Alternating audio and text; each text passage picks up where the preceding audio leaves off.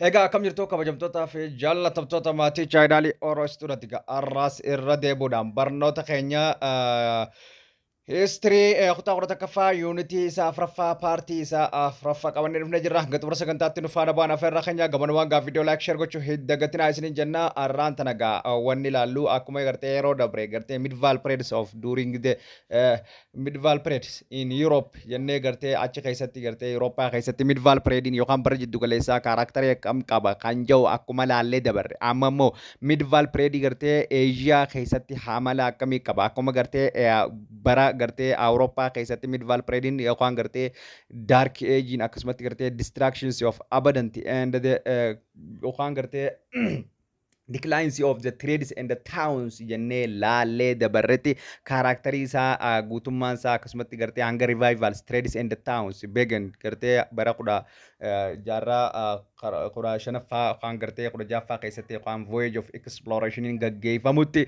hanga waa hedduu sorry bal'inaan waliin laallee jechuudha keessatti akkasuma gartee Eurooppaa keessatti akka laalletti Eeshiyaa keessatti yookaan bara jiddu galeessa amaloota akkam qaba maaltu isaa wal fakkaachisa akkuma sanitti kunis qaroominni isaa kufee yookaan gartee lafa dha'ee jira moo baadiyyaa fi magaalaan gartee namoonni magaalaa jiran gara baadiyyaatti yaanii gartee qotee bulaa ta'anii moo qaroominaa jira waan jiru as keessatti waliin laallaa jechuudha.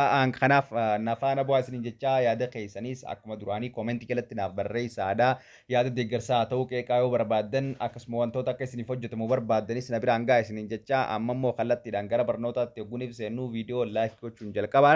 Kanaaf Islaam the rise and the expansions of Islam kan jiru jira jechuudha during the medieval periods in Asia hogguni fi gartee Asia keessa laalle kaka'umsaa fi yookaan ka'uu amantii Islaamaatii fi babal'achuu amantii Islaamaa jira achi keessatti. Kanaaf Islam is a religious preached in Arabians Muhammad sallallahu alaihi wasallam jaarraa torbaffaa keessatti nama maqaan isaa Muhammad jedhamuun tan barsiifamteedha.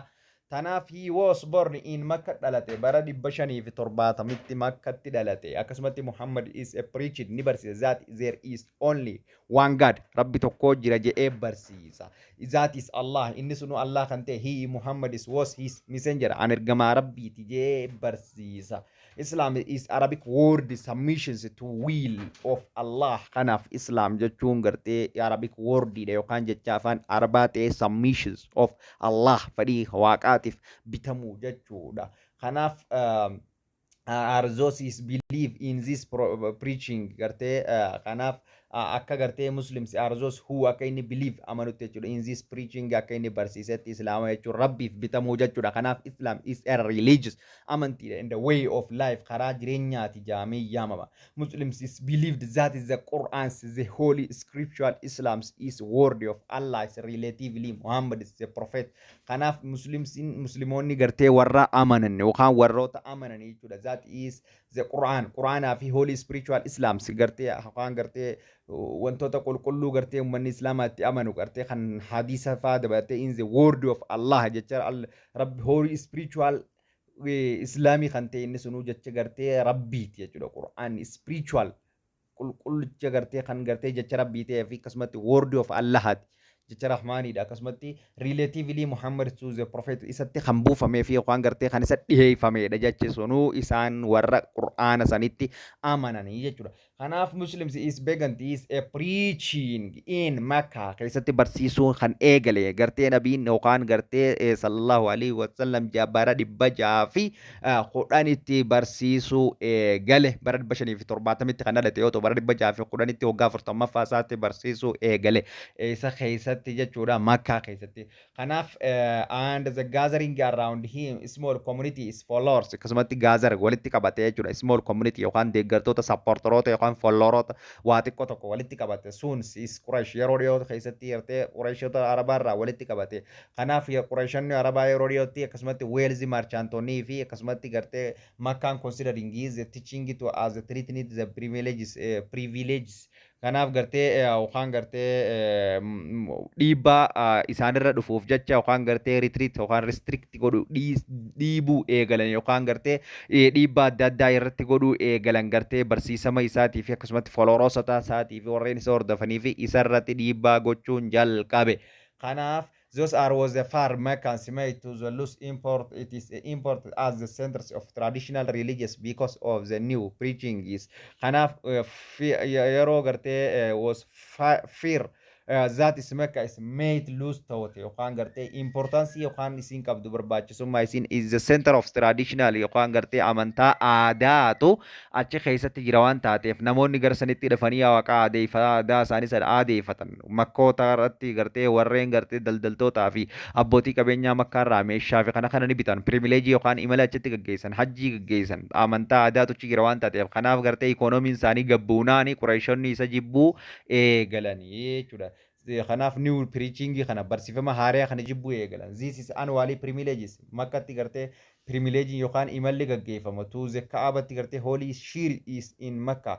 Gartee Makkah qulqullitti kan gaggeeffamu sun by Arabs from the all of Arabians has gartee daangaawwan Arabiyaa kana guutummaan guututti kanaaf gartee privilege kanaaf gartee the annual privileges to the Makkah annual privilege yookaan gartee Makkatti gaggeeffamu imalli gartee achitti gaggeeffamu gartee tawbaa deebuuf yookaan gartee holy shield achitti gartee Makkatti qulqullummaa lafa qulqullitti sanatti araarama kadhachuuf geeffamu by Arabs from all of Arabians naannoo Arabiyaa kana all of Arabian territory irraa daangaa isii hundarraa dhufanii akkasitti considering to income maarchaantota gartee warra Makkaatiif daldaltootaa fi abbootii qabeenyaatiif galii achitti galchanii jechuudha ogguuchi dhufa wayitti gurguratan wayii dagartee irraa bitatan warri ichi dhufe saniif gartee akka inni kun gartee ichi dhufuu hin danda'amne karaa gartee traditional religious hidhaasan restrict godhuu eegale kanaaf gartee dhiibbaa irratti dhufe kanaaf jecha economically gartee dhiibbaan isaan irra dhufnaan gartee isa irratti dhiibbaa godhuu jalqaban qureeshonni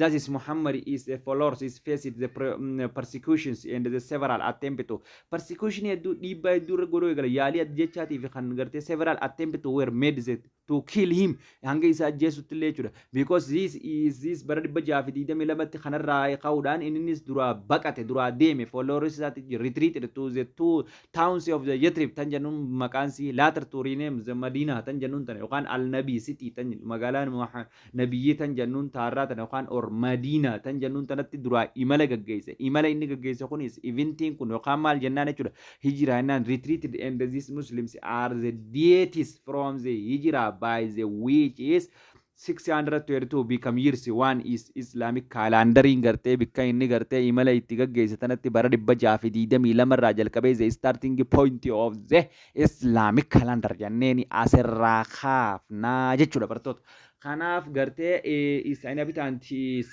of the Medina comes to be known as Ansars warreen gartee isaan hammate isaan ofitti fudhate soniin Ansar jennaan inhabitantota warreen ichitti jiraatan come to known Ansars and those is helperoota yookaan warreen gaggara yookaan inviteroota jennaan yookaan warreen simate and those who undertook his hijra were known as the muhajir warri immigrantiin yookaan kaysaa wajjin imala gaggeesse kaysaa wajjin deeman san muhajiroonota jennaan those is suutuu group isaan lachuutu walirratti sahaabota jennaan those is compositions of the prophet yookaan kaampaanii isaa warreen ta'aniidha jechuudha isaan lachuu kanaaf they formed the ummah yookaan community muslims ummah jechuun yookaan hawaasa muslimaati jechuudha Muhammad is created ni uume ruling that governed ni bulche and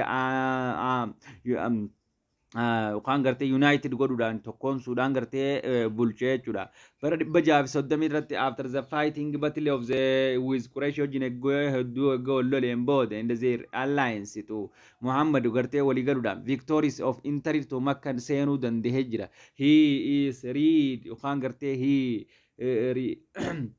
dedicated the Kaabans to oh Allah that it is become the most holy place iddoo qulqullitti gartee islaamaa akka taatutti Kaabaas qulqulleessee traditional religious makka keessa jirullee qulqulleessee jechuudha keessaa jechuudha kanaaf gartee in the next 2 years waggoota lamaan itti aananiif Muhammad is working to unit godhee yookaan Arabs and the Islaamummaa jalatti Araboota tokkoomse and established the control over much of area through the diplomatic and war gartee karaa gartee lamaan jechuudhaan aangoo isaa babal'ifachuu danda'ee jira jechuudha. Is diplomatic and waraanaa fi gartee karaa nagayaatiin kan isaa dura dhaabbate itti lola kan gartee nagaan fudhate ni dhiisa jechuudha. Kanaaf waan lamaan kanaan akka babal'atte beekuun dirqama. But the phase that is proclaimed the continue to spread godhuu kan eegalee want karaawwan lamaan kanaanii jechuudha. Eega inni du'ee booda immoo immediate successoroonni yookaan gartee warra isatti aananii aangootti dhufan namoota afurii jira jechuudha.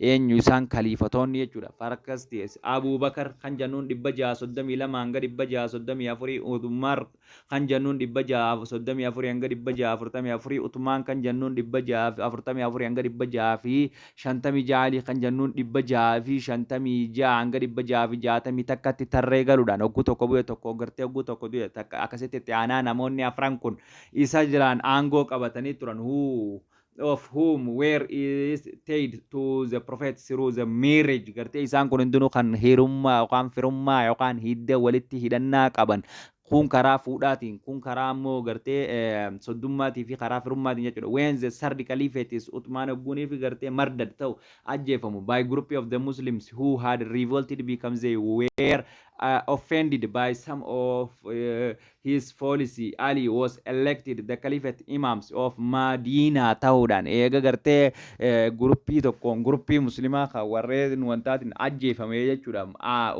Sadaffaan kaliftichi sadaffaan jechuudha gruppii of Muslims who had revolt isaan sun warreen fincilan because they were offended warreen godhan by some of the kan gartee his policies. Ali was Ali taanee filatame. His electors was not however accepted the some of the campaigns of the particularly Muawiya governed in Syria. Warren gartee Muawiya governed gartee in Syria warren jiran aliin filatamu kana hin feene hin furanne.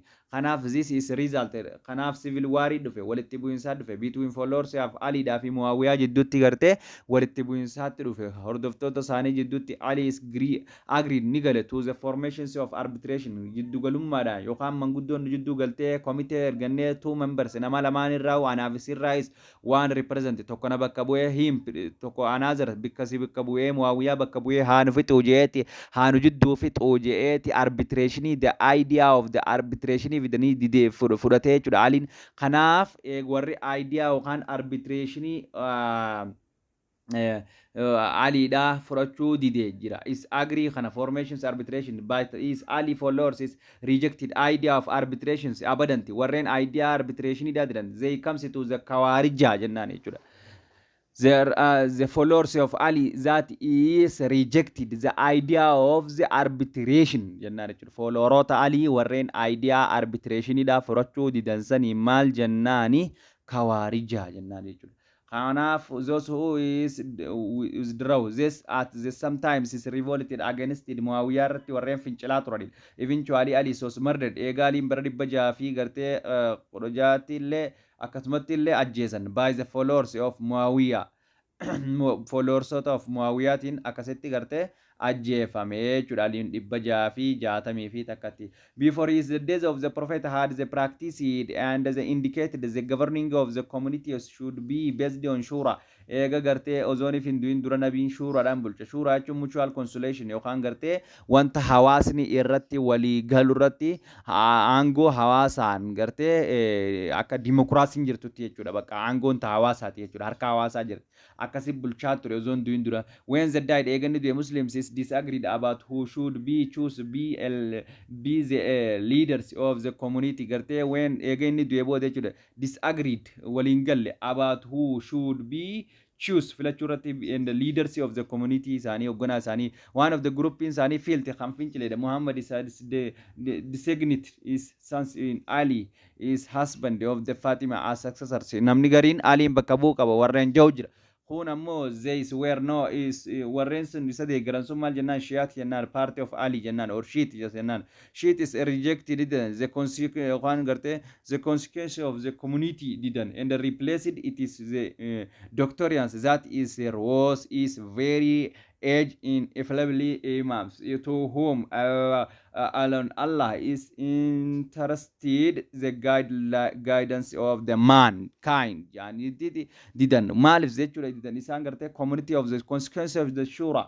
consequence of the community one jochuda the idea of the consequence of the community one jo didn't malif consequence of the community hintau ukan garte bikka buusu gartee dhaaltummaadhaan akkasitti deemuun hin ta'u. Maaliif nama rabbiin gartee imaamni hogguu cufaa'uu ni jiraata. Waan gartee namni rabbiin gartee nama kiyya haa qajeelchanii je'ee uumuutu jira. Aangoon gartee nama rabbiin qajeelchisaniif haa kennamtu malee dhaaltummaadhaan deemuu hin qabdu jaanii warreen didan sanidha jechuudha. Zaati isaan saniini replace bikka san maal bakka buusan doktoriyaanii yookaan barsiifama infilabilii imaamni hoggoyyuu jiraata hin dhumatu jechuudha.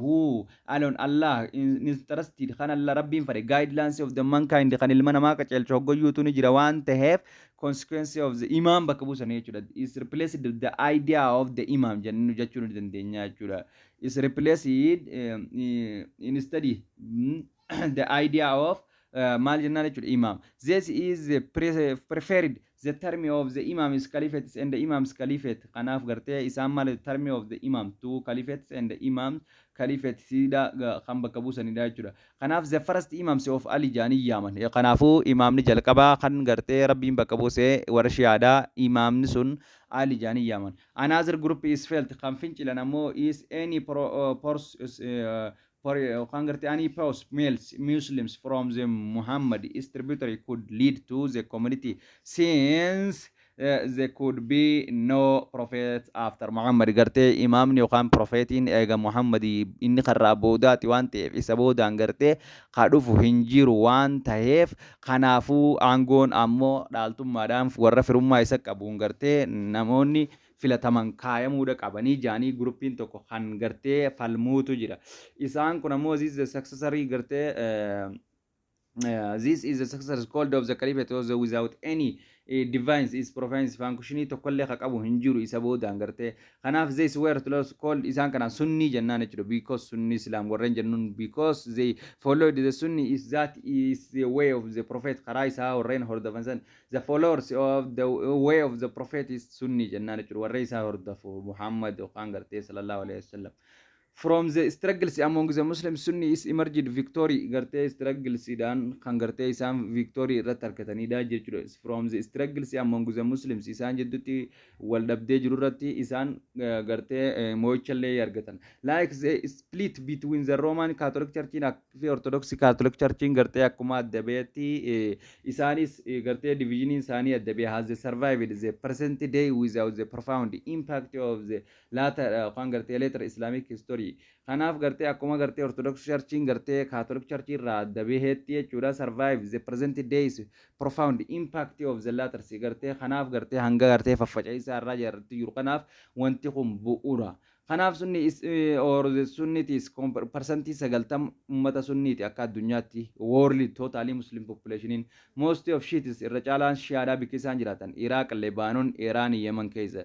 The majority doctorians different between the Sunni and the Shiite garaagarummaan isaan jidduu jiru source irra wal dhaban sunni is laws or the Quran fi haditha fi consequence of the community dhaa fi analogy irratti gartee amanan isaan ammoo Quran hadith consequence of the community and the reason jechuudha. Consequence of the imam yani consequence of the community in taane bikka tana wal dhabanii jechuudha. Asi karaa Quran irra wal fakkaatan hadith irra wal fakkaatan consequence of the imam jaani akkasumatti analogy tanarratti isaan reason dha lafa kaayyatanii jechuudha.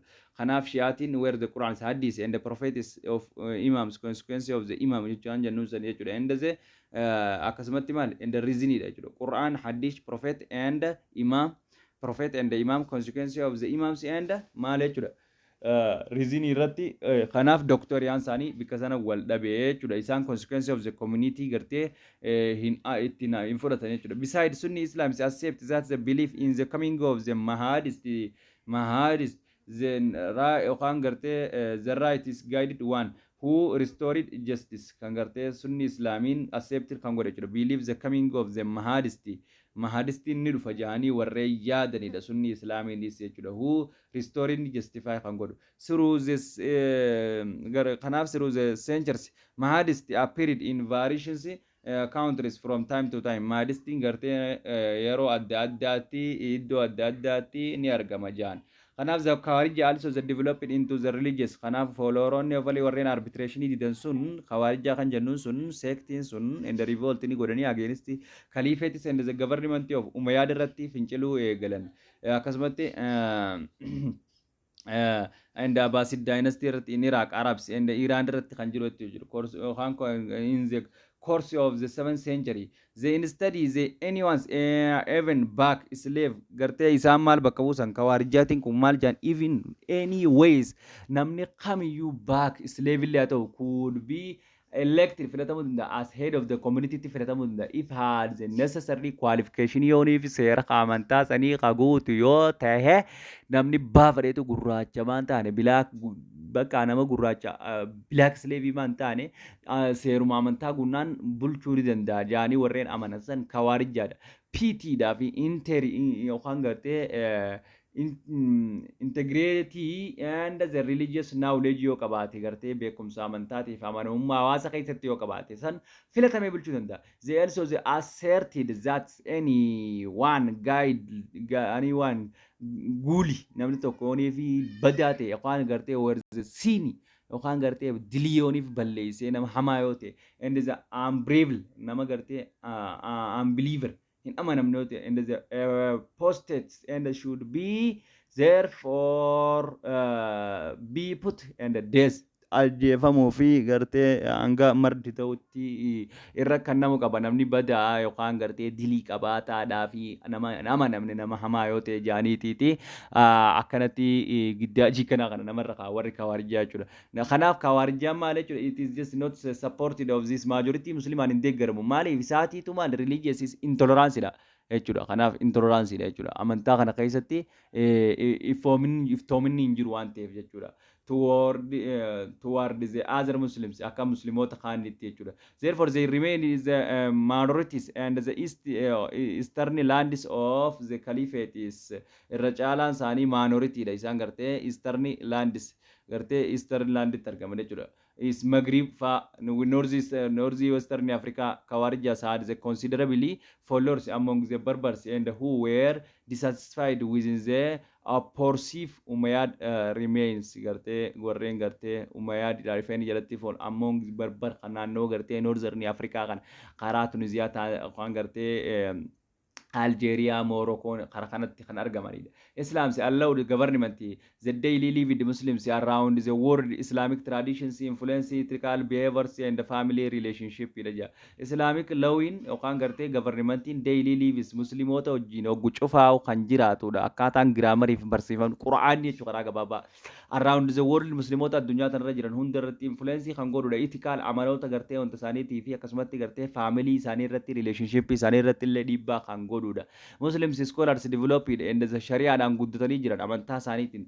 The term of the Sharia jechuun kun refers to the Islamic law seera Islaamaa jechuudha. That is including the interpretations Quraana hiikaa Quraanaatii fi examples behaviors of the Muhammad gartee amaloota Nabi Muhammad hadiisa jechuu kan jennuun kana jechuudha. Kan of keessaa qabuudha. And the Muslims traditions aadaawwan muslimaa kan of keessaa qabuuni Sharia jennaan. It is applies that is all religious and principally all legal and the situations that is government every aspect of the individual community life kan jiru jechuudha. Kana jechuun it is apply kan godhudha jechuudha. Kan gartee nu harkisiisudha. Apply godhee sirriitti gartee adda baasee all religious principle qajeeltotawwan amantaadhaa jechuudha. All legal situation heerewwan seera islaamaa jechuudha. Legalota yookaan seera haala seera isaanii amantaa isaanii zaati govern kan bulchu every aspect of the individual community life irratti gartee kan argamu kun shari'aa jennaanii jechuudha. Kanaaf Islam's religious also the ensure the spiritual quality of Muslims and the govern rights and the protections of the woman mirga dubartootaatis ni eegan quality isaanii ni eegan shari'aa keessatti Islam's encourage education barnoota ni jajjabeessa men and the women dhiiraaf dhalaas Muslims could be study and the holy Quraanidha. Quraana qaraanii jechuudha. Kanaaf in the course of the 18th century and the 19th century different interpretation hiikkaawwan adda addaa kan gartee seera islaamaa irratti jiru be were reflected the emergency of the different gartee manneen barumsa adda addaa fiqiitii adda addaatiif gartee gumaacha godhee jira. Jaarraa 8ffaa fi 9ffaa keessa ways of the studying akkaataa itti baratan iddoon itti baratan practices within the sunni and the shia ta'ullee jechuudha. 0 or 6 qaban mana barumsaa ja'a gurguddoo jira akka addunyaatti islaamic law keessatti akka shii fi islaamaatti jechuudha. Shia fi sunni ta'e The Hanafi Shafi in the Milki Ambalin can enyuti ka sunni islamiti Kan ammoo Zaydii fi Jaafariin ammoo keenyuuti kan Shi'aatii jechuudha. Kanaaf Muslims country. Kanaaf Hanaa fi Shaafiin isa jiran dominated bikki isaan itti irra baay'inaan argaman Tarkii, Siriyaadhaa fi Iraaqii fi Central Asiyaadhaa fi Northern India, Pakistaanitti kan argaman.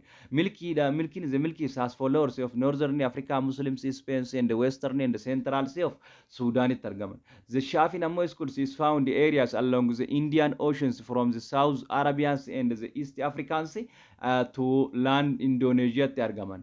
The Han Valley was formerly formerly dominant in Syria and Iraq, but it is restricted only to Saudi Arabia kan argamudha jechuudha. Kanaafuu Itoophiyaatti Hanaafi fi Shaafiin akka argaman Shaafii fi Hanaafi Islamic laws are dominated kan jedhamu kana Hanaafi fi Shaafiin akka argaman baay'ee isaanii gartee adda baasuu qabdan jechuudha. Keessaafuu especially in Itoophiyaa kan biyya teenyaa jechuudha. Intiransii irratti waan baay'ee kan biyyaatti hojii wal qabsiisa waan ta'eef addaan baasuu qabdan. Kanaaf the rise and the Islamic empire isaanii akkamitti ka'e empire laallamma eega gartee rise of the expansion idhaa fi amantaa rise of the Islamic religious eegalaallee booda amma immoo maal laalla empire isaanii laalla jechuudha. Empire isaanii eenyu faana warreen bulche kan jedhu jechuudha. As keessatti Muslims Arabs expanded outside of Arabians biyyoota Arabaatti alatti babal'atanii jiran. First four caliphate afaan afroon kaliifota hareefuu jenne Abubakar, Uthman, Ali, Umar kan jenne san jalatti Abubakar, Uthman Abubakar gartee Umar, Uthman, Ali jennee warreen keenya san jalatti ardii Arabiyaa tanaan alattis addunyaa biraa keessatti babal'atanii jiran. Kanaafuu motivated the economic and the politically objectives the Muslims Arabs is won a seriously victory over the Byzantine empires and the Persian. Kanaaf gartee isin gartee maal jennaan jechuudha. Motivated economically and politically Muslims Arabs won the series of the victory argatanii turan. Argatanii turan victory argatanii turan. Kana jechuun wanta argatanii turan jechuudha. Irratti gartee aangoo kan gartee moo'icha argatanii turan. Eenyu irratti empire gurguddaa addunyaa yeroo san jiru kanneen akka Pershiyaatii fi Byzantine empire irratti argatanii turan. They crushed the Byzantine army kan cabsan occupy Syria, Palestine, Jerusalem and the campaigns of the 634 and the 600 kan gartee 36 kan jiru jechuudha. Kanaaf they crush kan cabsan Byzantine army occupy Syria qabatanii Palestine qabatanii Jerusalem qabatanii jechuudha. Waraana bara 634 hanga 636 gaggeeffame irratti Arabs armies also occupied qabatan akkasumas Byzantine empire between bara 639 hanga bara 642 the battle of the Qadisiyyaa tan jennuun bara 637 opened ni bante the fertile lowland of the Iraq lafa gabbataa kan gartee gadaana kan lowlandii Iraq to Muslims Arabs akkasumatti batlii tanarratti kan badali Qadisiyyaa irratti kan bara 640 lafoota gartee Iraq kana qabatan. Forms of their military based of the Basra and the Kufa Arabs aims kan gartee penetrated the Iran and highlands. Akkasumatti gartee military based of the Kufa biyya bikka jennuun Basra Kufa Arabian aims sprint kan gartee penetrated Iran's highlands qabatan. And the last great battle yokan lafti Nihwand Persia tarisammo garte as the battles of the Nihwand is the decline of the Persian empires by the Arabian Muslims kan jennun jechuudha. Araboota Islaamaatiin lafti gartee empire Pershiyaadha kan ittiin kufe batilii gartee Nihwand jennutarratti jechuudha. Nihwand jennutarratti bara 642 jechuudha. Kanaaf indeed the Persian empire kanatti ta'e jechuudha. Kanaaf that is the 650 irratti the reached the borders of the Indian northern Iraq gartee daangaawwan gartee Indiyaadha. Northern Iraq fi Armenia tan jennu German jechuudha. Central Asia akkasumatti gartee kan qabatanidha. Kanaaf the rapid successive of Muslims Arabs aims were due to the mutual exhaustion of the Byzantine empires and as a result of long war. Kanaaf gartee saffisaan dafanii uummanni Islaamaa Pershiyaadhaa fi Baazantaayinn qabachuun isaanii sababaa guddaatu jira jechuudha. Maalirraa kan ka'e sababaan isaaniitis kan jirudha jechuudha. Due to the mutual exhaustion dadhabinsa Byzantine Empire gartee result of long war waraana yeroo dheeraa keessa jarree waan tureef isiin dhufnaan salphatti qabachuu dandeessee jira. Kanaaf Byzantines were hattened jibbamtee jirti. The subject uummata siitiin jechuudha by their subject because of their harsh tax yookaan taaksii badaa gibira olaanaa fi akkasumatti gibira gartee humnaa olii uummatarra waan keessuuf hati taatee jirti yookaan jibbamtee jirti. Eenyuun jechuudha uummata isiitiin jechuudha. Kanaaf the Christians populations in the Iraq hatid godhee jira. The Persians ruling class because its religious differentiation jira. Ammas uummanni kiristaanaa kan Pershiyaa keessatti jiraatu Pershiyaa tana hijibban guutummaan guututti maaliif religious isaanii irratti dhiibbaa waan gootuuf religious difference waan qabaniif garaagarummaa difference isaaniillee qabaachuu daran dhiibbaa irra gooti waan ta'eef uummanni islaamaatis amma kiristaanota achitti wajjin waladdaa miteetu magaruu ammoo isa kana ofirraa kaasuudha irraa qabanii jechuudha kan biraa qabachuuf irra jira adda gartee Persiyaan irra teessu kanaaf Pershiyaa qabachuu danda'an jechuudha the Byzantine empires had also akkasumatti Byzantine illee yoo fudhanne wicked taatee jirti jechuudha by dynastic war before the conquest by the Arabs gartee waraana dynastic war waraana walitti bu'iinsa jechuudha secession throne kan jennuun jechuudha in the gartee aangoo irratti jechuudha power irratti kan wal lolaa turanii jechuudha gartee maalitu jira jechuudha kanaafuu Byzantine empire keessatti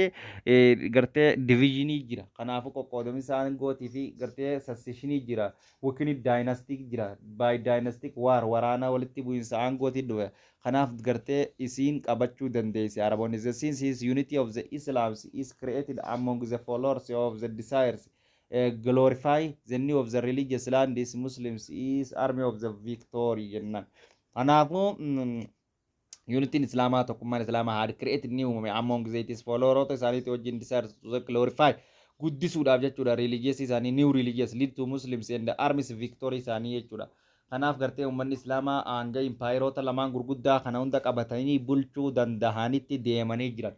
After the murders of the aliin eega du'ee booda bara 600 fi gartee 60 takkatti eediitti Muawiyaa is founded a new caliphate ni hundeesse. Muawiyaan new caliphate ni hundeesse. Called Umayyad. Kan gartee kan Umayyad kan jennuun kun jechuudha. Is Muawiya is was the members of the aristocratic Mecca family yookaan kan gartee Muawiya is from which is the caliphate stock it is name kan qabateedha jechuudha maqaa sana aristocracy sanirra argateetiiti maqaa kana fudhatee jechuudha kanaaf the Umayyadis kan jennuun Umayyadiin akkasumatti transferred to the caliphate is from the Medina of to the ancient city of the Damascus to the Syria gartee maal godhee magaalaa gartee duraan Makka jirtii gaafaaniin bulchu jiru eega gartee Muawiyaan yookaan gartee Umayyaadiin gartee warri Umayyaadiidha irraa fudhatee booda gartee maal godhe magaalaan duraan seentariin political seentariin economic seentariin magaalaan gartee irraa bulchaa turan eessa Madinaadha. Madina irraa fuudheeti change to the Damascus bika jennuun Syriyaa keessatti bulchiinsa isaa jijjiire. Booda Abbasid dynasty nagguu dhufe Damascus change into Baghdad jijjiirrataa jechuudha. Akkasitti san ilaalla. Kanaaf Muslims Arabs under the Umayyad Caliphate is won now is victory. The fourth is Turkish in tribes sent to expeditions of Sindh, Indians and the reached the borders of the Chinas. Ja kanaaf laal Umayyad dynasty kun under the Umayyad Caliphate jalatti was new victory adda addaa gartee argannoo injifannoo adda addaa argatanii jiran. Therefore Turkey wajjin wal lolanii jiran. Central Asia akkasumatti sent to waraananii ergan expeditions into the in Indias the reached akkasumatti gartee qarqara faaristii hundatti jechuudha. India fi China Japan hundatti borders of the China hanga Chinaatti waraana erganiiti empire guddaa dhaaban. They also akkasumatti capture inni qabatan Sicily Italy jechuudha and they completed the conquest ni weeraran northern of Africa hanga gartee North Africa hunda gad dhufanii jechuudha. The Umayyads the invaded of Spain illee hanga weerarutti empire guddaa kana jaaree jechuudha Umayyadin. Within one of the 100 years since the days of the Prophet Muhammad, Arabs is established an empire that is including his numerous territory. Gartee days of within the 100 years is eega gartee nabiin du'e waggaa dhibba takka gartee since the days of Prophet ida booda jechuudha. Jechirraa jalqabee jechuudha. Muslims, Arabs is established godhanii jiran jechuudha. Empires including daangaa biyyoota addunyaa hedduu isaanii weeraranii jiran jechuudha. Qabatanii. Kanaaf they brought many non-Arabs peoples under their rule. Gartee warra Araban ta'in illee baay'ee isaaniif jalatti bulchan. The early Umayyad imposed especially tax on non-Muslims which is were vital to support of Arab troops gartee waraanota arabaa deeggaruuf jecha gartee ummata nan arabii ta'an warreen gartee nan muslimii ta'an gartee irra maal kaayee jechuudha. Nan arabii warreen ta'an irra taaksii guddaa gibira guddaa ummata waraana ummata islaamaatiif akka kafalan godhe jechuudha. Waraana arabaatiif akka kafalan godhe jechuudha. Kanaaf inni kun kufaatii isaatiif akka saaxilu laallaa jechuudha. Christians, Zoroasters, they allows the Christians, Jews, and the Zoroastrota, Jewshota, Zoroastrota, and practice it their own faith and followers of their own law isani warren de garansan seera mataa isaanii Adam yookaan Kiristaanota dabalatee Jewshota dabalatee Zoroastrota dabalatee warreen amantii hedduu qabu hundeef jala bulchuu jira jenne isaan kanarra gibira guddaa kaa'uunsaa kufaatiif isa saaxilee jira. However, the only Arabs troop is settled in the conquered areas in times from the ruling class through the empires. Kanaaf ta'ullee Araboonni troopiin waraanonni Arabaa who is settled qubatanii jiran in conquer qabanii area conquered area in times formed of ruling class through the empires bikka gartee silaa bulchan tana guutummaan guutetti waraanni isaanii hundi dhuunfatee qabatanii jiran daangaa isaan jala jiru jechuudha. But ta'ullee the government there is empires that Umayyad often relies to local official. Many of non-Muslims play to key roles as official and tax collecting to collector translators and the tutors at the court. Ganaaf gartee ta'ullee garuu ammoo Umayyadin gartee but ta'ullee governed the empires Umayyad is often is really ummata gartee locally often is local officially godhee jira ummata gartee islaamaa hin ta'in kanaas akka isaan gartee gahee mootummaa keessatti hirmaatan ofishaalota godhee jira. Meniinan gartee irra caalaan gartee ummata gartee islaamaa hin ta'inii kunu ofishaalonni kunu taaksii gibiraa walitti qabaniif akkasumatti gartee doctors akkasumatti translators and the tortors and the court mana murtii hanga mana murtii keessatti illee kan hojjetanidha jechuudha jechuudha. Warreen nan Muslim or non Arab tongue. Many others have embraced Islam in the latter two century, centuries. Turkish and the Mongols is converted to help to the spread of cross Asians as Berbers did not.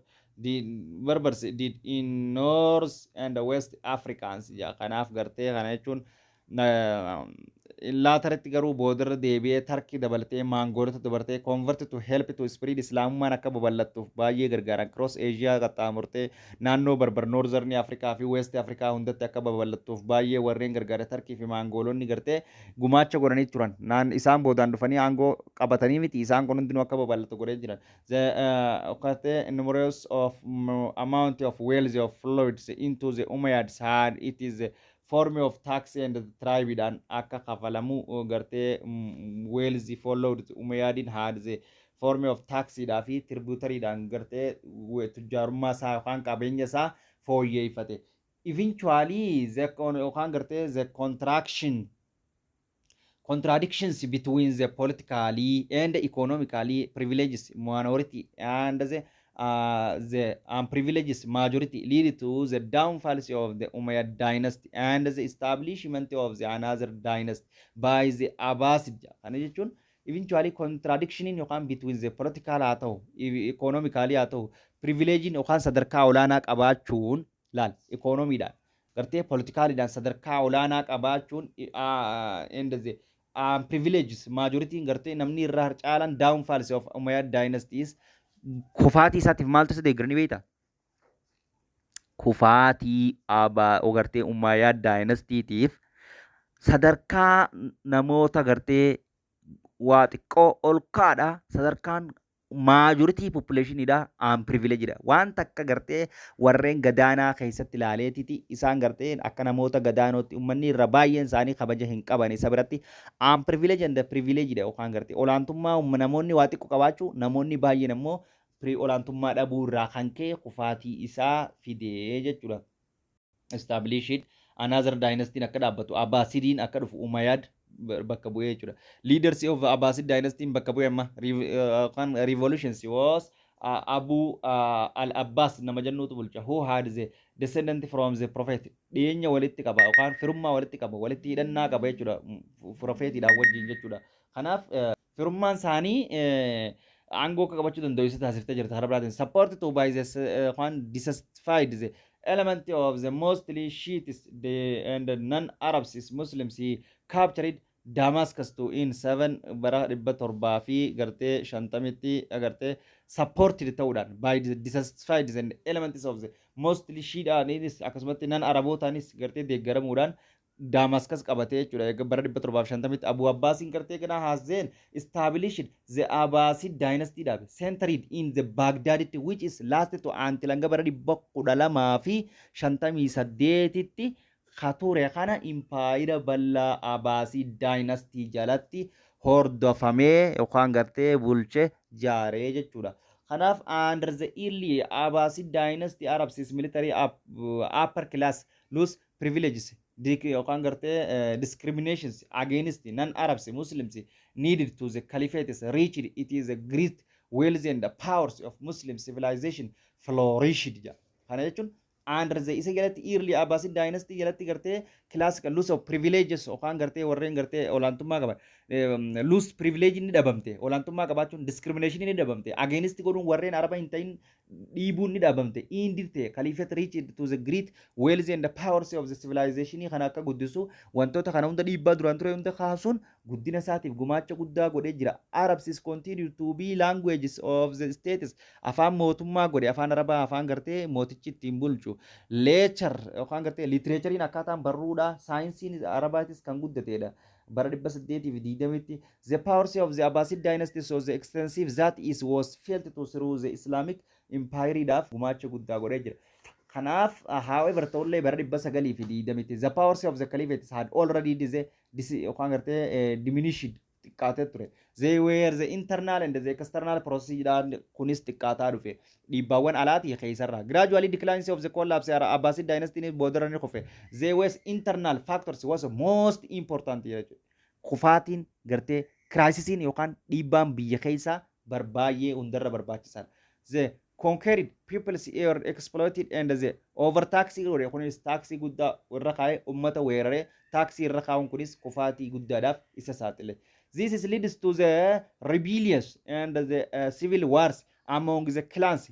Gortee fincilli akka jiru, waraanni akka jiru, waldhabdeen akka jiru, gosoota jidduutti and the followers of the different religious sectors hordoftoota amantaa adda addaa jidduutti akka waldhabdeen jiru. As a result of Abbasid dynasty control over the different regions of the empires of the fragmentation ni dhufe.